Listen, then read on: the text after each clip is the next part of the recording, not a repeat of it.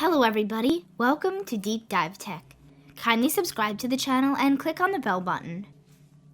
While you are not at your house and out for some recreation or any other thing, it becomes easy for the thieves and burglars to case your house for the quick plunders. Technology is now used for home security purposes. But that doesn't make the security responsibilities to stop the bad guys from breaking into your home. The technology and the security gadgets help you to scare the burglars to some extent and to keep your house safe. There could be several types of home security gadgets which can be used to prevent your house from such incidents and alert you in case any burglar tries to enter your house. Smart Deadbolt. There could be a lot of people out there who might think that it is easier to unlock the deadbolt, but it has got a built-in alarm, which is enough for scaring the burglars. It is the best way to scare the thieves who try to break into your house. They can try unlocking the device with a key or code, or even with the help of an application.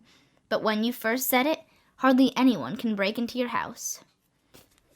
Thanks for watching. Don't forget to click the like button, comment, subscribe, and hit the notification bell to keep up to date with all of our future amazing tech videos.